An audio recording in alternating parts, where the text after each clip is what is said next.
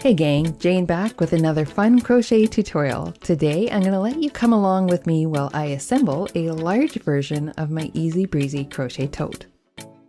These crochet totes are so useful for so many things. They make great carry-alls when you're out about the town and shopping or just visiting the beach. The pattern for this bag comes in two sizes, so the small bag can be used as a crossbody purse and the large tote for shopping or carrying your current crochet project. They're quick and easy to make, they're awesome stash busters, and they're perfect on-the-go portable projects. And they make great gifts. So what I want to do in this tutorial is to give you a little over-the-shoulder look while I assemble one of my large size bags, with a few little animated diagrams to help you follow along. This bag was made using my Easy Breezy Crochet Tote Bag pattern, which is available over on my shop. It includes a 21-page printable PDF with lots of diagrams, written instructions, charts, and colorway layouts. So this bag is made using, of course, my Easy Breezy square, and I'll drop a link to the free tutorial for that in the description below. I've made this bag using worsted weight yarn. It doesn't take much. In fact, the entire small bag takes 150 grams of yarn, and the large bag takes a total of 250 grams of yarn. I suggest having a full 50 grams of your main color or a full ball of it, and then small amounts of your contrast colors. I'll also be using a 5mm hook for the shoulder strap, which is the same size as I used to make the squares, and you'll need a pair of scissors and a darning needle as well. You can use these assembly directions with any square of your choosing. Just be aware that the bag size will be different if the square size varies from the original. With the square I'm using, the square sides are 3.5 by 3.5, and the finished size of my large bag is 15 inches by 17.5 inches. You can find more info about the square sizes and the finished bag sizes over on my blog. Now, of course, before we can get to assembling our bag, we first have to have squares in order to do that. So this large bag requires 32 squares, and once you've completed those squares, join me in the next section and we'll start to assemble our bag.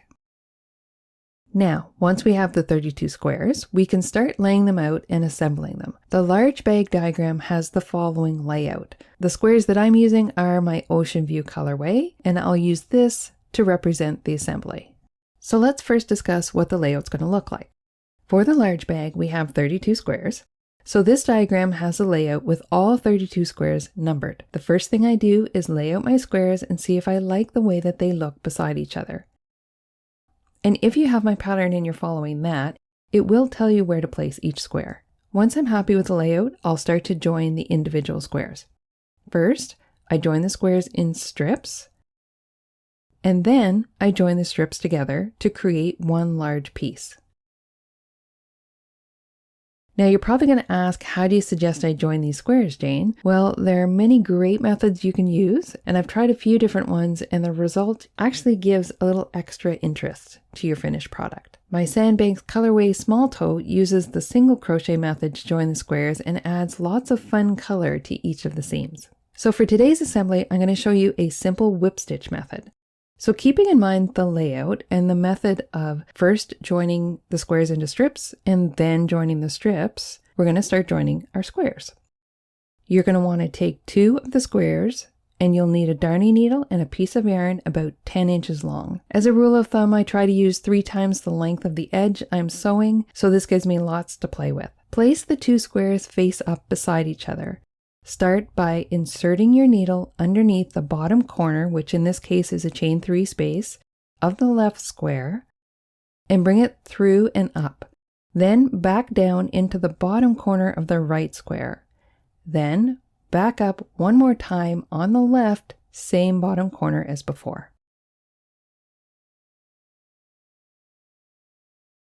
Then to secure our yarn, take your needle under the loop you just created and pull it through. Give it a little snug pull, but not too tight. Now working our way up the squares, insert the needle down into the next stitch, front to back, on the right square, making sure you go under both loops of the edge stitch.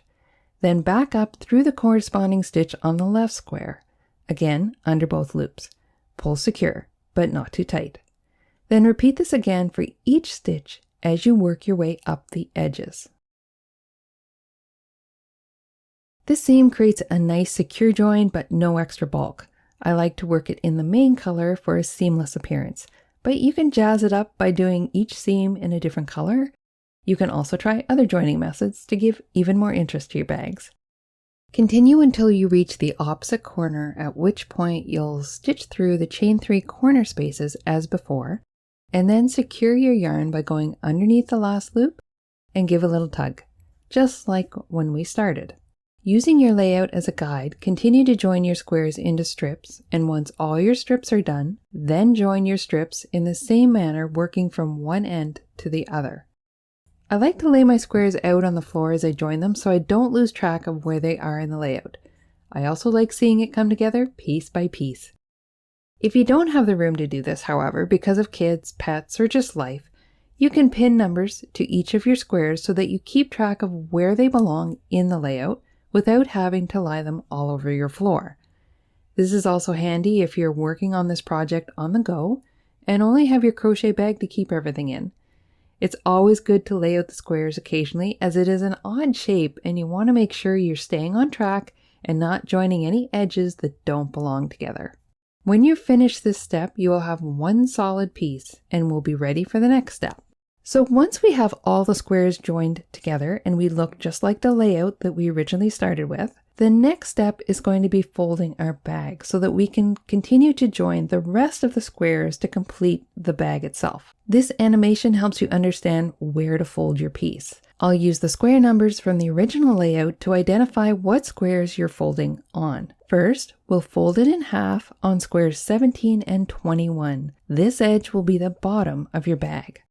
Then we fold the sides of our bags, first side along squares 19, 13, and 7, and then the second side squares are 6, 3, and 1. To do the next set of joining, I'll have to flip my bag over to the opposite side.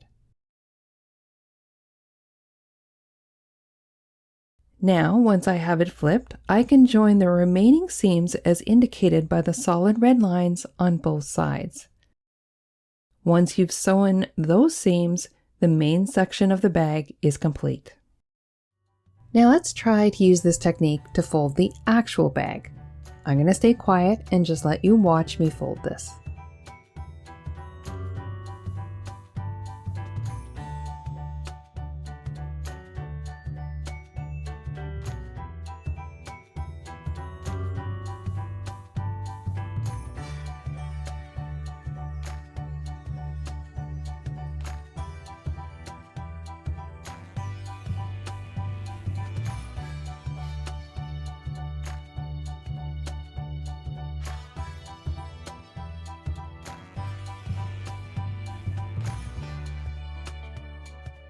Now we're really seeing the bag come together. We're almost there.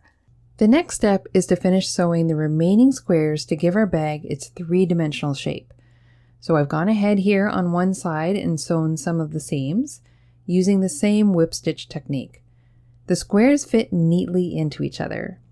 So now I'll show you some on the opposite edge of the bag. These squares fold in half to fit neatly into this space, like a puzzle piece.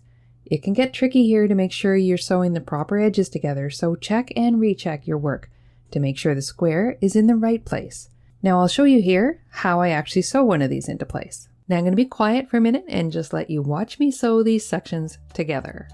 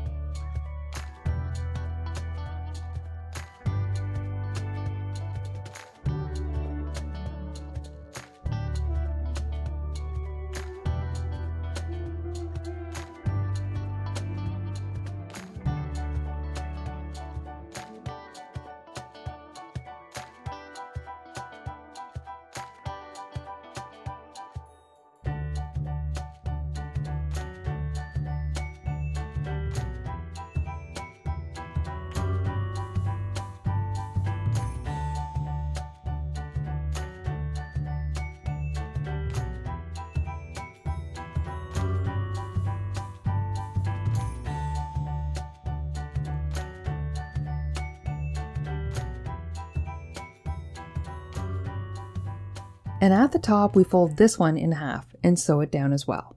Once you have all your square seams finished, this is what your bag will look like. Every square is secured in its proper place. It gives a nice subtle rounded edge at the bottom corners, and it flows nicely from one side to the other with no apparent side seam. Feels kind of good to see how those squares take the shape of an actual functional bag, doesn't it? So what's next? Well, now we have to add our shoulder strap. This bag is only going to have the one strap.